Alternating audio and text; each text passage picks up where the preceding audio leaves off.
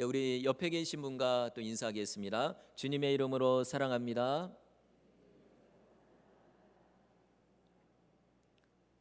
예, 감사합니다. 지난번 7장에서는 이 결혼과 부부 생활에 대해서 말씀을 드렸습니다. 오늘은 먹는 문제에 대해서 말씀을 드리겠습니다. 사실 우리나라 같은 경우는 많이 이 먹는 것에는 자유롭습니다. 그러니까 혹시 뭐 내가 개인적으로 못 먹는 거, 좀 싫어하는 거, 뭐 이거는 다 누구나 있잖아요. 그런데 만약에 나라가 국가에서 이거는 먹으십시오, 이거는 먹지 마십시오, 만약에 먹으면 뭐 벌금 얼마 이렇게 한다고 하면은 이건 진짜 힘들죠. 자, 예전에 한 몇 년 전인가요? 이 개고기를 이거를 먹어야 되느냐 안 먹어야 되느냐 이런 문제로 좀 시끄러웠었죠. 아마 기억에 나실 거예요. 뭐 이런 얘기는 평소에도 있었지만 한 몇 년 전에 엄청나게 좀 이슈가 된 적이 있어요. 그런데 뭐 그렇다고 하더라도 국가에서 이 개고기를 먹어라 아니면 뭐 못 먹지 마라 뭐 이러진 않거든요. 그러니까 우리의 자유롭게 이 맡긴 겁니다. 자, 그런데 어느 나라는 이 먹는 거를 먹어야 될 거, 그다음에 먹지 말아야 될 거 이거를 아예 정해놓은 나라들이 있어요. 자, 먼저 인도 같은 경우는 이 나라는 소고기를 못 먹게 합니다. 인도는 종교가 이 80%가 힌두교거든요. 그러니까 뭐 다른 종교도 있지만 대부분이 힌두교예요. 근데 힌두교에서는 이 소를 신성한 동물로 생각을 합니다. 뭐 우리나라는 하나님 한 분을 이렇게 섬기지만 그런데 힌두교에는 신이 여러 종류예요. 발에 신고 다니는 그 신이 아니라 이 숭배하는 이 신이 여러 종류인데 그 중에 시바 신이라고 있어요. 이름이 시바예요. 우리 강아지 종류에서도 뭐 시바도 있죠. 이런데 어쨌든 그 신이 있는데 이 신이 뭘 타고 다니냐면은 소를 타고 다니는 거예요. 그래가지고 당연히 소도 신성하다 해가지고 소고기를 못 먹게 하는 겁니다. 그래서 아무리 배가 고파도 정말 막 그냥 당장 뭐 한 며칠 굶어가지고 막 죽을 것 같아도 소를 잡아먹으면 절대로 안 돼요. 만약에 소를 잡아먹었다 그러면은 이 사람은 끝나는 겁니다. 그리고 차를 운전하다가도 이 인도에서요, 만약에 이렇게 운전하고 하는데 소가 지나가는 거예요. 근데 급하다고 해가지고 막 빵빵거리고 막 내려가지고 소 궁뎅이 때리고 뭐 그냥 막대기로 이러면은 큰일 납니다. 이 인도에는 소자경단이라고 있어요. 그래 자치 어떤 그 민간 어떤 그런 경찰처럼 있는 거죠. 이 사람들이 그걸 알아가지고 쫓아가서 그 사람들을 막 죽이든지 아니면은 막 해코지를 하는 겁니다. 그래도 뭐 나라에서 뭐라고 안 해요. 왜냐하면 소신을 숭고하신 소를 감히 함부로 했다고 이렇게 하는 겁니다. 만약에 우리나라도 처음부터 힌두교를 믿었다고 하면은 여러분 지금처럼 소고기를 못 먹어요. 먹었다가는 큰일 나는 거죠. 자, 그리고 또 이슬람교를 신봉하는 나라들이 많거든요. 근데 이슬람교에서는 또 돼지고기를 못 먹게 해요. 왜냐하면 이슬람교의 이 경전 성경이라고 하는 게 코란이거든요. 근데 거기에 보면은 분명히 돼지고기를 먹지 말라고 돼 있습니다.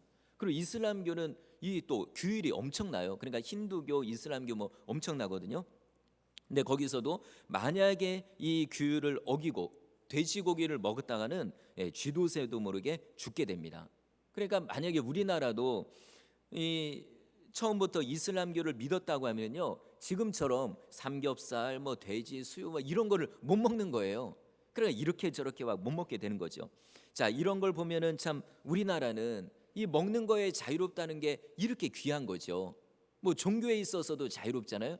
근데 최근에 제가 설교 뒷부분에서도 말씀드리겠지만 종교의 자유에 엄청난 핍박이 다가오고 있습니다. 어쨌든 자, 먹는 문제에 대해서 일단 말씀을 드릴 때 일단은 자유로워요. 자, 그런데 오늘 본문에 보시니까 고린도 교회에 이제 문제가 생겼는데 이게 어떤 문제냐면은 먹는 문제였어요. 어떻게 보면 참 우습죠. 먹는 것 때문에 지금 막 이 교회가 서로 두 파로 갈라지고 이게 맞냐 저게 맞냐 싸우는 거거든요. 자, 그러면 이게 근데 단순히 그냥 그냥 그런 문제는 아니고 뭐냐면 자, 우상에게 바쳐진 제물, 그러니까 이 제사를 드리잖아요. 그럼 이 바쳐진 제물을 이걸 먹어도 되느냐 안 되느냐 이거 가지고 지금 싸우는 겁니다. 우리나라로 말하면은 우리나라도 제사를 많이 드렸잖아요. 그러니까 제사 때 이 음식을 이렇게 올려놓고 그러면은 이제 이거를 먹어도 되느냐 안 되느냐 이거에 이제 아마 그런 고민을 해보신 분들이 있을 거예요. 뭐 교회 이제 성도들이, 그러니까 가족들이 다 교회를 다니면 뭐 이런 고민도 할 필요가 없죠. 제사 자체를 안 드리니까요. 그런데 이 가족들, 그 다음에 때론 처갓집, 뭐 이 시댁, 그런 집이 제사를 드리는 경우는 이게 진짜 이게 쉽지가 않거든요. 그래서 제사를 지내느냐 안 지내느냐 이런 고민, 그 다음에 제사 때 절을 하느냐 안 하느냐, 또 제사 때 올린 음식을 먹어도 되느냐 안 되느냐, 이거 가지고 사실 고민을 많이 합니다. 아마 여기 계신 분들 중에도 지금도 이런 고민을 하고 있는 분들이 있을 거예요. 자, 근데 이런 제사를 안 드리는 집안이 있으면 일단은 하나님께 진짜로 감사를 해야 돼요. 왜 그러냐면은 우리나라는 옛날부터 이런 유교거든요. 그리고 또 토속 신앙. 저희 할머니도, 저도 그 얘기를 들은 게, 저희 할머니도 지금 현재 102세거든요. 그런데 예전에 젊으셨을 때는 그렇게 시냇가 가가지고 이 졸졸 흐르는 시냇물 그 옆에다가 바위에다가 이 그릇에 물 담아가지고 거기서 막 비나이다 비나이 막 이런 것도 하시고 이랬던 분이거든요. 그러니까 대부분 우리나라 옛날 조상들이 제사를 드렸어요. 그런데 어느 누군가가 정말 예수님을 믿고 이거를 정말 신앙으로서 이겨낸 거예요. 본인도 예수님 믿고, 근데 본인 혼자 예수 믿는다고 제사 안 드리는 거 아니잖아요. 그러니까 막 본인이 예수님 믿고 가족에게 복음 전하고 전도하고 또 기도하고 해가지고 뭔가를 어떤 어려움을 이겨 나간 다음에 이 제사를 안 드리게 된 거예요. 그러니까 우리가 지금 제사를 안 드린다 하면은 일단은 하나님께 감사해야 되고요. 그리고 우리 가정의 신앙의 어떤 그 이거를 전파한 그 가족에게도 우리는 감사해야 되는 거죠. 그런데 만약에 자, 우리 성도님들 중에 여전히 제사를 드리고 있는 가족이 있다고 하면은 그분들을 위해서 여러분 기도하시기를 바랍니다. 왜냐하면 그분들이 잘 몰라서 그렇죠. 제사는 이거는 죽은 조상에게 제사하는 게 아니에요. 이거는 귀신에게 하는 겁니다. 자, 제가 고린도전서 10장 20절을 읽어드리겠습니다. 무릇 이방인이 제사하는 것은 귀신에게 하는 것이요 하나님께 제사하는 것이 아니니 나는 너희가 귀신과 교제하는 자가 되기를 원하지 아니하노라. 자, 우리 옛날 어르신들은 제사하는 거를 이 조상님에 대한 예의라고 생각을 했어요. 그러니까 이 제사상에다 음식을 차려놔야 그래야 조상 귀신이 오셔가지고 맛있게 드시고 이런다는 거죠. 근데 만약에 우리가 제사를 안 드리면은 조상님들이 쫄쫄 굶는다는 겁니다. 그러니까는 이건 불효자죠. 그러니까 무슨 일이 있어도 어떤 분들은 교회를 나오더라도 제사는 드려야 된대요. 왜냐하면 조상님이 이거 드셔야지, 만약에 나라도 제사를 안 드리면 이거 어떻게 되냐고 이러잖아요. 근데 성경에 보면은 이건 진짜 꼭 기억하시기 바랍니다. 우리가 죽으면 어떻게 될까요? 죽어가지고 천국을 가든지 지옥을 가든지 둘 중에 하나로 가는 거예요. 이 땅에 남아있질 않아요. 그러니까 이 땅에서 남아서 이런 경우가 있어요. 제사 드리면은 뭔가 어떤 특별한 현상들은 있어요. 근데 이게 우리의 조상이 이렇게 귀신이 돼가지고 어디 그냥 이런 데로 어디를 떠돌아다니면서 그 제사밥을 먹고 이런 거 아닙니다. 분명히 사람이 죽으면 천국으로 가든지 지옥으로 가는 거예요. 그게 끝이에요. 이 땅에서 어떤 귀신의 존재 이런 거는 조상 귀신이 아니라 바로 사단 마귀의 쫄개들, 그러니까 성경에 나오는 그런 귀신이 있잖아요. 그런 귀신들이 장난을 하는 거예요. 흉내를 내는 겁니다. 그러니까 여러분 절대로 제사는 이거는 우상 숭배예요.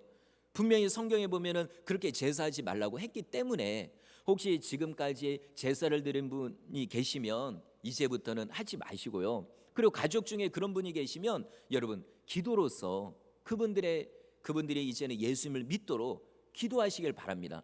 그리고 때로는 부딪혀야 돼요. 그러니까 내 신앙도 얘기해야 돼요. 나는 예수님을 믿기 때문에 나는 그렇게 절할 수가 없습니다. 그리고 아버님 아니면은 누구 삼촌 예수님을 믿으십시오. 이렇게 당당하게 우리는 얘기를 해야 됩니다. 그런 분들이 있었기 때문에 지금 우리나라가 그래도 기독교가 이렇게 퍼진 거예요. 누군가의 희생과 누군가의 수고가 있었기 때문에 이렇게 온 거죠. 저희 가정도 아버님과 또 어머니를 통해 가지고 위에 분들이 예수님을 믿게 됐고요. 그래서 나중에 구원받은 거죠. 누군가의 희생이 필요하다는 겁니다. 자, 우리 교단에 이제 저희 장로교 백석이잖아요. 저희 교단에 한 유명한 목사님이 계세요. 자, 이분은 어려서부터 그 집안이 대대로 유교 집안이에요. 거기에다가 그 목사님의 아버지가 제사를 모셨어요. 그러니까 온갖 조상들 이렇게 모시는 거죠. 자, 근데 이 목사님이 청년 때 그때 교회를 알게 되고 그리고 예수님을 만난 거예요. 은혜를 받는데 엄청나게 은혜를 받은 거예요. 그러니까 나중에 또 목사님이 됐겠죠. 자, 그런데 은혜를 받고서 깨달아 보니까 제사하는 거는 이건 우상 숭배구나. 아니 내가 이제 하나님을 믿는데 근데 가만히 보니까 우리 집안은 대대로 지금 우상 숭배를 하는 거예요. 그래서 이거는 아니다 싶은 거죠. 그래서 어떤 일을 하냐면 이 기도원, 성경에 있는 기도원처럼 똑같아요. 어떻게 했냐면은 아버지 몰래, 아버지 얘기해도 말이 안 통하잖아요. 그러니까 아버지 몰래 그 집안에 조상들의 위패를 모시는 곳이 있거든요. 그러니까는 조상님의 그 이름과 그다음에 돌아가신 날짜가 써 있는 그 나무 판때기 같은 게 이런 게 있어요. 근데 이거를 모신 곳이니까 집에서 제일 중요해요. 아버님에게서는 가장 중요한 거죠. 근데 몰래 가가지고 이 위패를 다 버려버린 거예요. 그래서 얘기를 안 한 거죠. 그래서 정말 그렇게 해놓고서는 곧바로 산에 올라가가지고 이 어린 청년이 하나님께 3일을 금식하며 기도합니다. 뭐라고 기도하냐면 하나님, 우리 집안이 대대로 우상 숭배를 합니다. 근데 하나님 이거는 아니지 않습니까? 그러니까 제발 제 기도를 금식하며 하는 기도를 들어주시고 우리 집안에 대대로 내려오는 우상 숭배를 제사를 끊게 해주십시오라고 기도를 한 겁니다. 그러고서 3일을 금식하며 내려왔는데 어떻게 됐을까요? 예, 뭔가 좋아지기는커녕 오히려 이 아버지가 이걸 알게 된 거예요. 난리가 난 거죠. 아니 진짜 무엇보다 중요한 그 위패를 누가 버려버렸으니까. 알고 보니까 자기 아들이 그랬다는 걸 알고 눈이 뒤집힙니다. 그래가지고 아들이 오니까 너 죽이겠다고 완전 칼을 들고서 쫓아오는데 이 아들도 깜짝 놀라죠. 그래가지고 순간 벙 뛰어가지고 이 아버지 손을 딱 잡은 거예요. 그랬는데 그 순간 갑자기 아버지가 쓰러지는 겁니다. 근데 이게 아들이 뭐 쓰러뜨리거나 일부러 쓰러뜨리거나 아니면 때리거나 이게 아니에요. 갑자기 순간적으로 아버지가 딱 뒤로 쓰러지는데 와 그냥 거의 거품을 물듯이 뭐 그냥 뭐라고 중얼중얼 하면서 뭐 볼볼볼 떠는 거예요. 그래서 이게 무슨 일인가? 뭐 그냥 아들도 놀라고 아빠도 놀라고 옆에 있던 사람들 가족도 깜짝 놀란 거죠. 그런데 이 아버지가 나중에 이제 정신을 차리고 하는 얘기가 뭐라고 하냐면은 네가 나에게 딱 올 때 너 뒤에 어떤 무시무시한 사람이 서 있는데 그 얼굴에선 광채가 나고 옷은 흰 옷을 입었는데 나한테 말하기를 내 말을 들어라라고 하는데 이 말이 얼마나 무서운지 당장 자기를 죽일 것 같으래요. 그래가지고 벌벌 떨면서 살려달라고 빌은 거예요. 근데 이게 얼마나 무서웠는지 그냥 중얼중얼 이렇게만 들렸지 무슨 얘기인지 알아들을 수 없을 정도로 그랬다는 겁니다. 여러분, 그 아버지가 본 사람은 사람이 아니라 천사였습니다. 성경에 있는 이야기들이 여러분 지금도 있다는 것을 여러분 믿으시길 바랍니다. 이 사건 이후로 이 아버지가 드디어 예수님을 믿게 되고 지금까지 내려오던 모든 제사를 단번에 끊었다는 거죠. 혹시 우리 성도님들 중에 가정에 여전히 제사를 모시는 가정이 있다면 여러분이 정말 내 이 가정을 정말 아까 그 목사님처럼 이 가정을 정말 하나님만 믿는 가정으로 변화시키겠다 이런 마음을 가지고 기도하시길 바랍니다. 그렇게 해가지고 정말 가족을 구원한 분들이 여기에도 많이 계시잖아요. 누군가는 해야 돼요. 자꾸 타협하고 뒤로 미루고 이러면은 가족 구원 못 이룹니다. 당당하게 정말 목숨을까지 걸 정도는 아니잖아요. 어쨌든 우리가 결단하고 기도하셔서 모든 가족이 하나님만을 섬기는 가정이 되기를 주의 이름으로 축원합니다. 자, 고린도 교회는 이 바울의 헌신으로 말미암아 정말 예수 믿는 사람들이 많이 생겼어요. 그래서 그들이 모여가지고 교회가 된 거죠. 그래서 이방신에 대한 제사는 안 하게 됐죠. 그런데 문제가 생겼습니다. 이거는 자, 제사는 안 하지만 그러나 제물로 바쳐진 음식을 먹는 문제가 생긴 거예요. 그 당시 교회를 안 다니는 그 이제 고린도 사람들이 제사를 맨날 드려요. 거기에 뭐 엄청난 신전이 있었다고 했잖아요. 여러 가지 음란의 죄를 포함해가지고 엄청난 그런 신전도 있었는데, 자 여기에 제사를 드리러 가는 사람들이 예를 들어 소 한 마리를 끌고 가잖아요, 제물로. 그러면은 이 소고기가 되죠. 나중에 죽이니까. 자, 그러면 이 소 중에 3분의 1은 불태워서 제물로 드려요. 그리고 또 3분의 1은 제물로 가져온 그 사람이 가져가는 거예요. 뭐 먹든지 뭘 하든지 하는 거죠. 그리고 나머지 3분의 1은 제사를 집례한 제사장이 가져가는 거예요.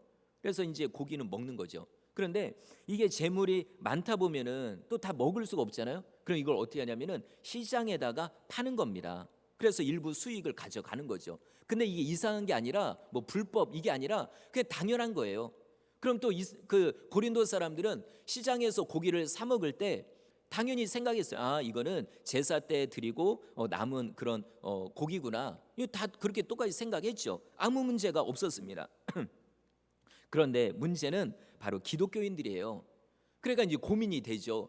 아, 분명히 내가 예수님을 믿는데, 그런데 이 음식 시장에서 고기를 살 때 거의 대부분이 그런 음식이잖아요. 제사 때 갖다가 나온 거. 그러니까 이거를 먹느냐 마느냐 이것이 문제로도 하면서 고민을 하는 거예요.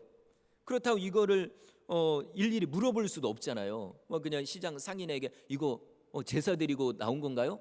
사실 물어봐도 뭐 거의 100% 그런 거라고 얘기할 거고요. 그러니까는 이래저래 고민이 생긴 겁니다. 그래서 이게 처음에는 몇 사람만 고민하다가 나중에는 교회 안에서 이게 이제 문제가 된 거예요. 자, 어떤 사람들은 고기를 먹어도 된다 하는 파가 있고, 또 반대파는 이거 먹으면 안 된다 하는 파가 이제 서로 갈려진 거예요. 자, 한번 두 쪽 파에 대해서 제가 한번 하나씩 말씀을 드리겠습니다. 첫 번째, 우상의 제물을 먹어서는 안 된다라는 강경파예요. 자, 이 의견을 주장하는 사람들은 이제 이 모세 율법이 있잖아요. 그러니까 원래는 고린도 사람이지만 이제 모세 율법을 더 이렇게 따르는 거죠. 그러니까 모세 율법에 보니까 그거 먹지 말라고 돼 있거든요. 그래가지고 아니 이거 분명히 먹지 말라고 하니까 먹지 말아야지 왜 먹냐라고 하면서 그런 주장을 하는 거예요. 그러니까 철저하게 우상 제물을 안 먹는다 한 거죠. 아마 제가 볼 때는 이 사람들은 이 먹는 일에 상당히 어려움이 있었을 것 같아요. 왜냐면 일단은 시장에 가서 뭘 사야 되는데 이거 다 우상 제물이 허다하잖아요. 그러니까는 이거를 먹는 거를 상당히 고민을 많이 했을 것 같아요. 자, 지금도 이 이슬람교를 믿는 사람들은 이래요.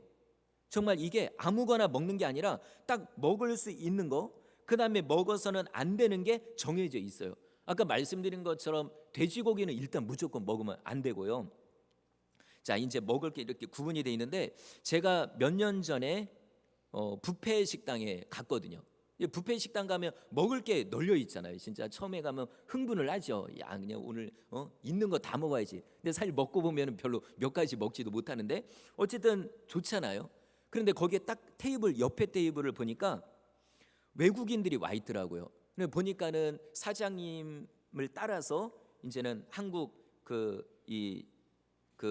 직장 그 사람들도 있고 이제 외국인 근로자도 몇 명이 따라온 거예요. 근데 그분들이 어떻게 하냐면은 이 다니면서 먹는 게 아니에요. 그냥 끝날 때까지 식당에서 나갈 때까지 그 자리에 앉아가지고 자기들이 가지고 온 도시락을 먹는 거예요.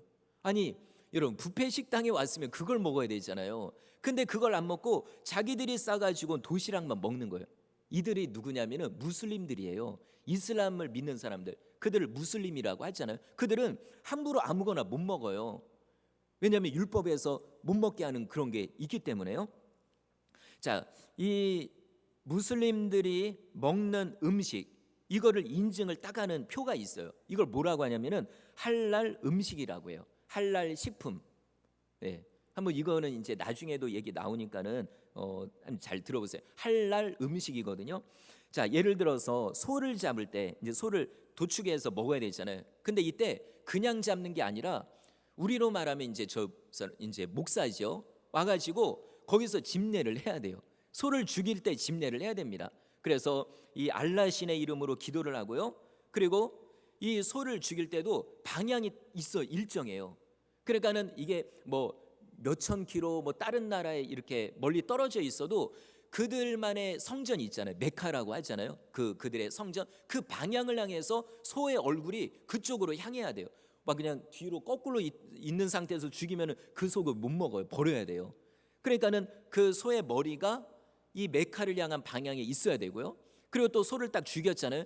그 자리에서 또 와 그냥 잘라가지고 못 먹어요. 어떻게 하냐면은 소를 매달아 가지고 피를 다 빼야 돼요. 왜 그러냐면 그들의 율법에 의하면은 피를 먹지 말라고 되어 있기 때문에. 그러니까 이런 엄격한 과정을 통해서 되어져야 이거를 먹는 거예요. 똑같은 소라고 해서도 못 먹어요. 다 이런 규율이 있다는 겁니다. 자, 요즘에 우리나라도 이 제품들에 이 할랄 이 인증이 있는 음식들이 있어요. 한번 화면에 보여주시기 바랍니다. 아마 이거를 보신 분들이 있을 텐데 나라마다 마크가 조금씩 틀려요. 근데 이 마크가 있어야 이 이슬람 사람들이 이거를 먹는 거예요. 보면은 뭐 왼쪽 말레이시아 나라의 할랄 표시, 그 다음에 또 중간에 또 이렇게 있고 인도네시아인가요? 그리고 오른쪽은 우리나라예요.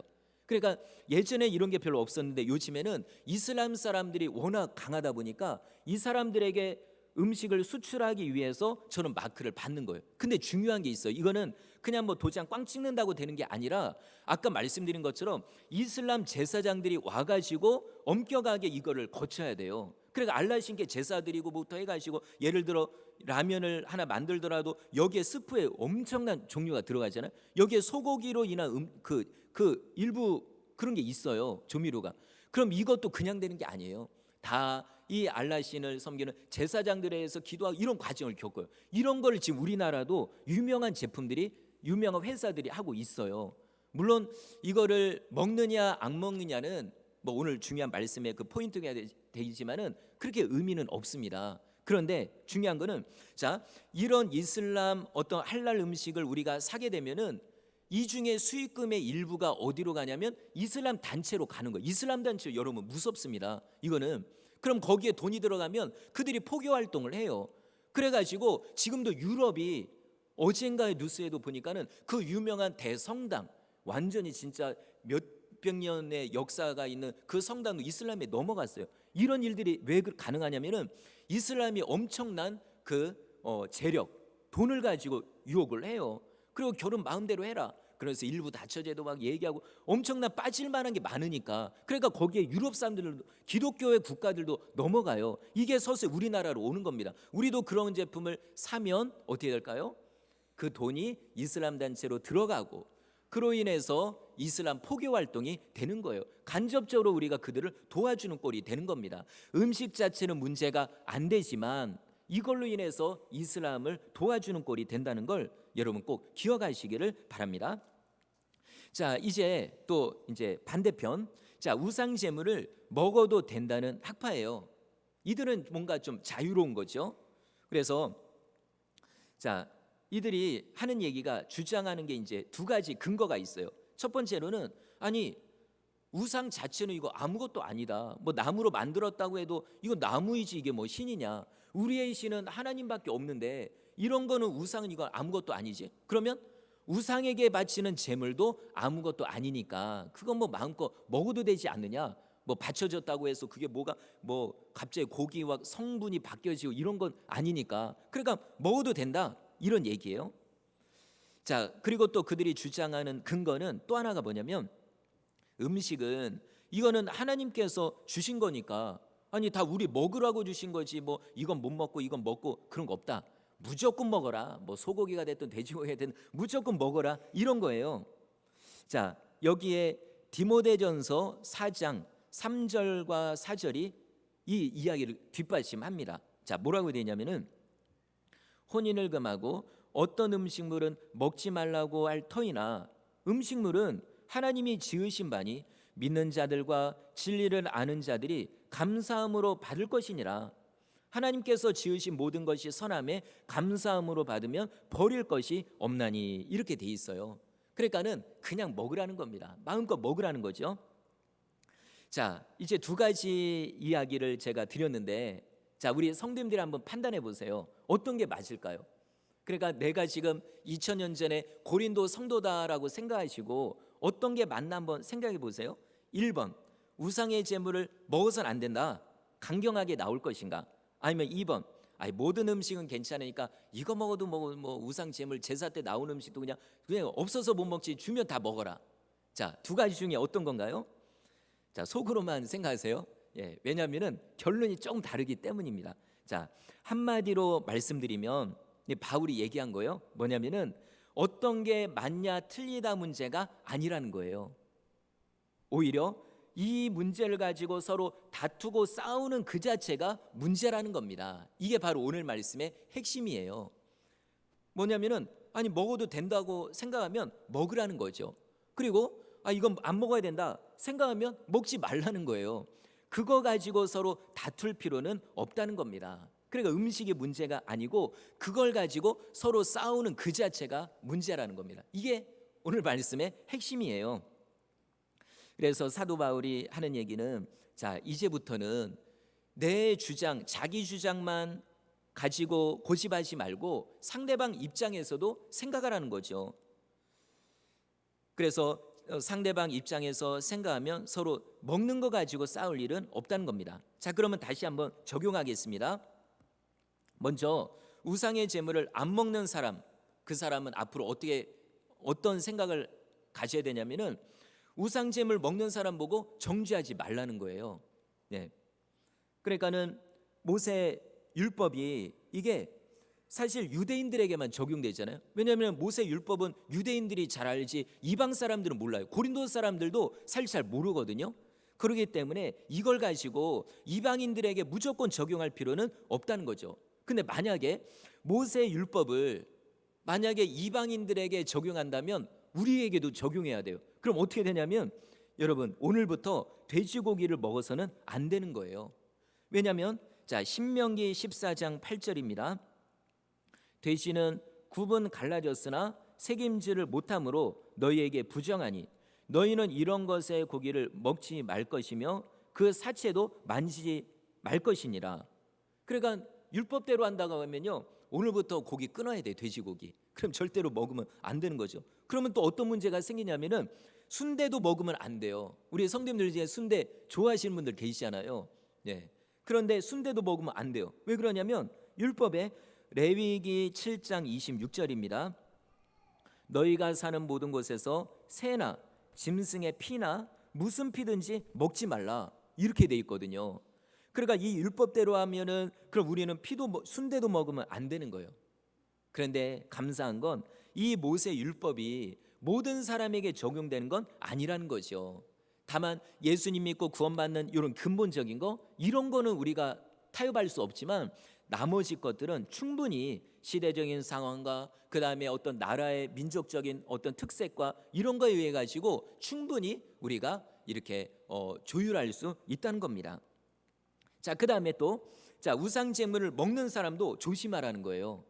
뭐냐면은 자, 자기가 먹어도 된다고 생각하면 먹어라. 그러나 안 먹는 사람 가지고 정죄하지는 말라는 거죠. 그러니까 이거 나는 믿음이 좋아가지고 뭐 우상의 제물에도 먹어도 되는데 난 이렇게 믿음이 좋은데 왜 너는 그거 이것 따지고 저것 따지고 왜 믿음 없이 그러느냐? 이렇게 하지 말라는 겁니다. 너는 너의 믿음대로 살고 안 먹는 사람은 안 먹는 자체로도 인정해줘라 이런 얘기예요. 그리고 또 한 가지가 뭐냐면 자, 마음껏 먹어도 된다고 해가지고 막 그냥 여기서도 이것 먹고 저것 먹고 뭐 돼지고기도 먹고 이것도 먹고 그리고 또 우상 제물도 가가지고 뜯어 먹고 그러면 만약에 그런 모습을 새신자가 우리로 말하면 새신자죠. 그런 사람이 너의 모습을 본다고 하면은 어떤 생각을 할까? 아마 그 사람 실족할지 모른다. 아니 분명히 우상 제물 먹지 말라는 그런 거를 기본적으로 알고 있는데 근데 네가 그런 모습을 당당히 보이면은 어떻게 되겠느냐? 혹시라도 실족하면 어떻게 되느냐? 그러니 조심해라라는 얘기예요. 그래서 사도 바울은 이렇게 얘기합니다. 자, 13절 우리 한번 13절을 읽어보겠습니다. 시작.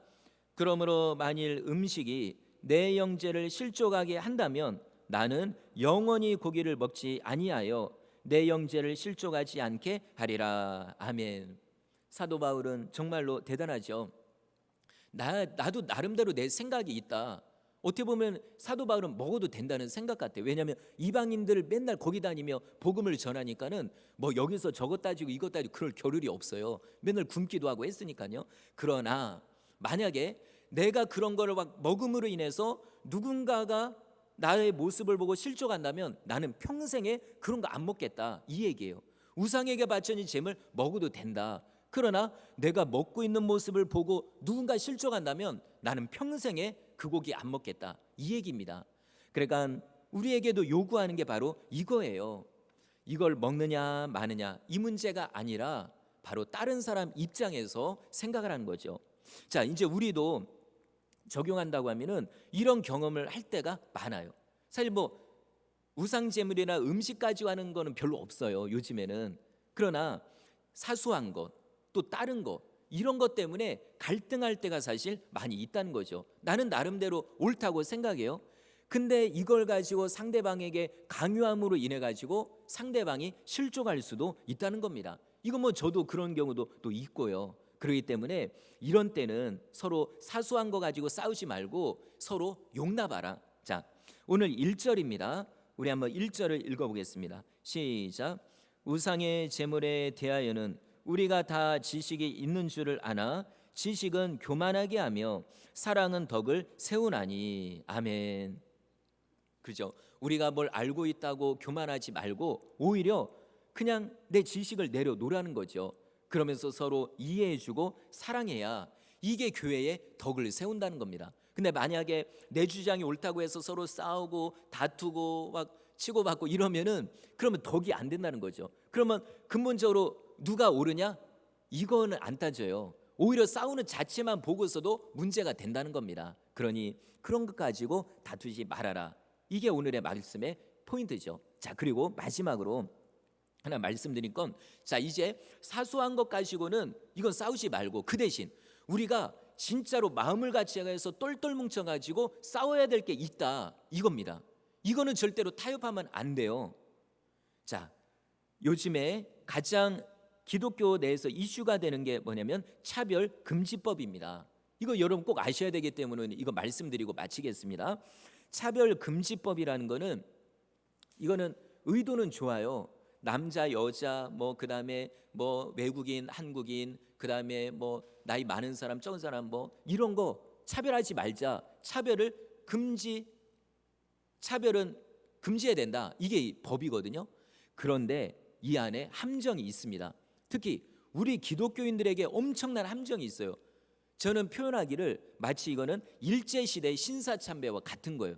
여러분 신사참배 얘기 들어보셨잖아요. 우리 옛날에 정말 믿음의 그 목사님들, 우리 믿음의 선배들이 신사참배 안 하려고 그러다가 이 법과 세상법과 싸우다가 돌아가신 거예요. 감옥에 들어가고. 그런 게 지금 앞으로 우리 앞에 코앞에 다가와 있다는 거죠.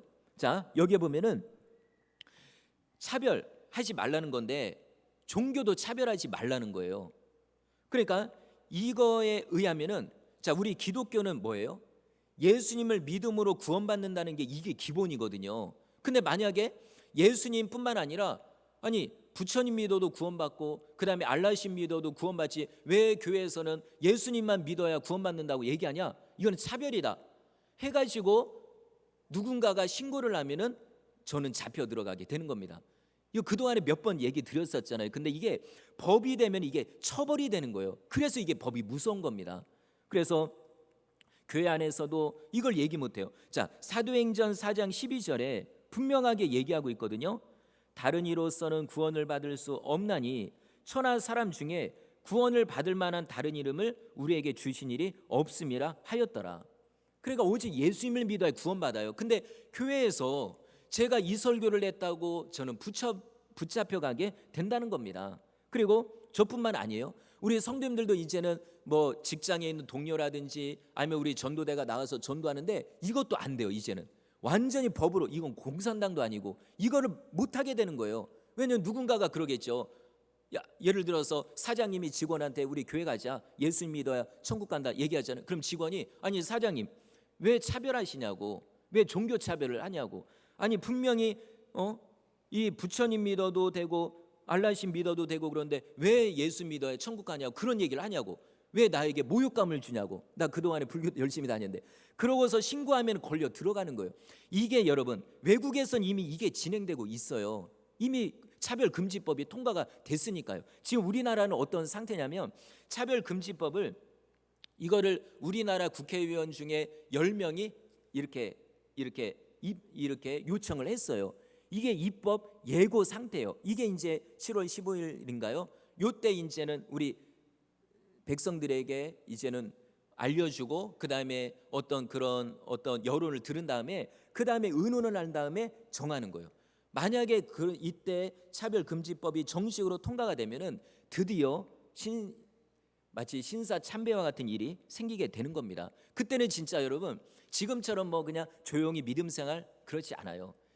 알곡과 가라지가 갈라지게 되는 거예요. 진짜 예수 믿음으로 인해서 핍박받는 일이 오게 되는 겁니다. 제가 볼 때는 차별금지법이 지금은 혹시 진짜 우리가 기도하고 해가지고 요게 설령 딱 이제는 중단이 된다 할지라도 어느 순간에는 또 나올 거예요. 이런 일들이요. 그러니까 여러분 지금 대충 믿음 생활할 때가 아니라는 겁니다. 그리고 또 이 차별금지법에는 어떤 문제가 또 있냐면은 동성애 문제가 걸려요. 그러니까 성차별하지 말라는 거예요. 근데 그거는 사실 예수님도 그렇게 말씀하셨죠. 여자에 대해서 그 당시 유대인들은 여자를 완전히 깔고 이제 좀 얕봤잖아요. 그러나 예수님은 높여줬어요. 예수님도 그런 거 무시하는 게 아니에요. 근데 문제는 남자와 결혼하고 동성 결혼, 그다음에 여자가 여자와 결혼하고 이런 거예요. 이런 거를 차별하지 말라는 겁니다. 그래서 만약에 제가 동성애는 죄입니다라고 얘기하면은 저는 또 이래저래 이제 걸려 들어가고요. 그 다음에 우리 성도님들도 나가가지고 이제는 만약에 집안에서도 그런 거죠. 뭐 자식이 그렇게 아들이 갑자기 다른 남자를 데려와서 결혼하겠다고 이걸 가지고 만약에 이 결혼은 이거는 무효라고 얘기하잖아요. 그럼 그 상대방이 내 아들 남자친구가 가가지고 신고를 하는 거예요. 예를 들어 그러면은 저는 또 걸려 들어가는 거예요. 왜 성차별했냐고 이렇게 됩니다. 그리고 사업장에서도 직원을 뽑았는데 직원이 알고 보니까 동성애자예요. 그래서 너 동성애자니까 너 안 돼 하고 자르잖아요. 그러면 또 신고하는 거예요. 이런 일들이요 엄청나게 일어날 겁니다. 아마 이제는 뉴스에서 수도 없이 볼 거예요. 그럼 나중에는 뭐 또 그런구나. 그리고 또 목사님 또 들어가셨네 이렇게 되는 겁니다. 이런 일들이 와요. 자, 영국에 어떤 여자 변호사가 이런 얘기를 했어요. 영국은 이미 그 법이 통과가 돼가지고 기독교인들이 엄청나게 핍박을 받잖아요. 그래서 하는 얘기가 한국 사람 여러분 정말로 정신 차리십시오.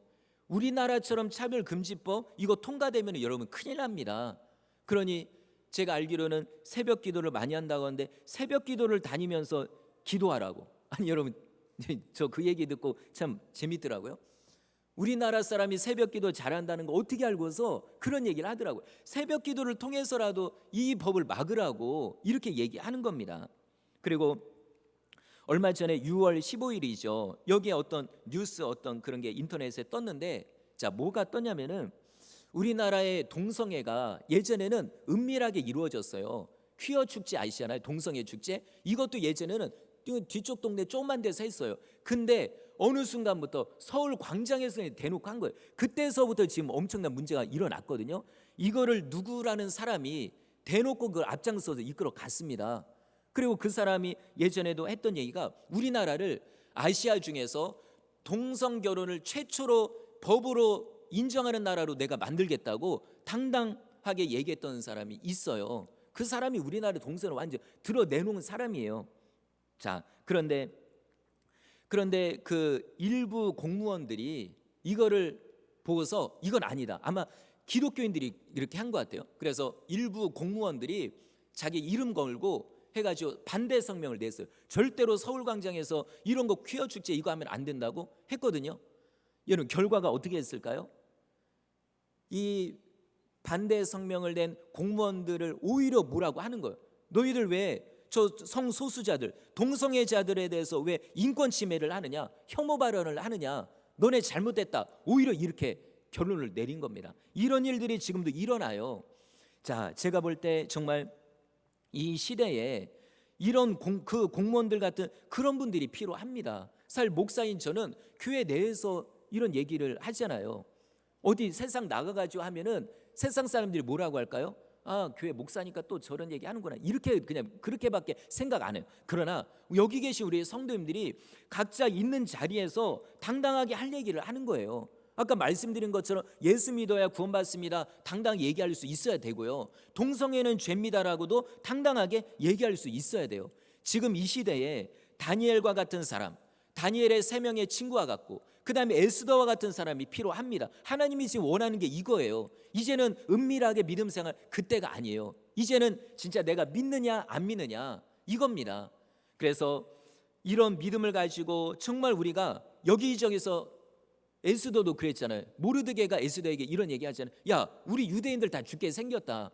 근데 네가 지금 이 나라의 가장 높은 왕비가 된 거는 이때를 위함이 아니냐? 만약에 네가 잠잠하고 가만히 있으면은 하나님이 우리를 어떻게든 구원할 거다. 그러나 너의 집안은, 너는 나중에 어떻게 될지 네가 알 거다 얘기하잖아요. 바로 이거예요. 하나님께서 여러분에게 때로는 재물을 주시고 어떤 높은 신분을 주시고 어떤 사회 여기저기에다가 그런다고 세워두셨다고 하면은 이유가 있어요. 그냥 나 먹고 살려고 잠 조용하게 하고 그다음에 어떤 이거 내가 여기서 잘려버리면, 예를 들어 공무원인데 내가 여기서 이 얘기 발언을 했다가 내가 나중에 출세도 못하고 이제 여기서 잘리면 어떻게 되나 이러고 있을 때가 아닙니다. 우리는 당당하게 얘기를 해야 되죠. 지금도 뉴스를 보면은 대부분 목사님들만 얘기하고 있어요. 차별금지법 이거 안 된다고. 그러니 세상 사람들은 오히려 뭐라고 하죠. 목사님들이 하니까는 이해가 안 되잖아요. 그러나 이때 사회적으로 좀 신분이 좀 그런 분들, 좀 지지를 받는 분들, 아니면 연에 있는 기독교인들, 이런 사람들이 얘기를 해야 먹히잖아요.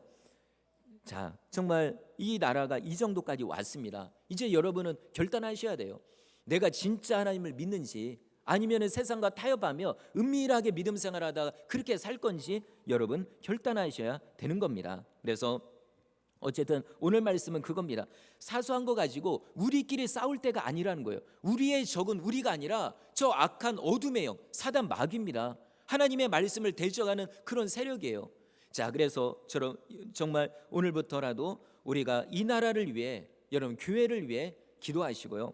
그리고 새벽이든 수요일이든 금요일이든 시간 되시는 분들은 오세요. 요즘 수요일 날에는 지금 말세 징조에 대해서 계속 설교하고 있거든요. 이 몇 주째 계속 하고 있어요. 이거를 알아야 우리가 지금 시대적인 상황이 어떻게 가는지 또 알 수가 있습니다. 어쨌든 다 참석할 수 없겠지만 그러나 한번 작정하고 기도하셔서 이 나라를 위해서 정말로 기도하시는 성도님들 되시기를 주의 이름으로 축원합니다. 자, 이 시간에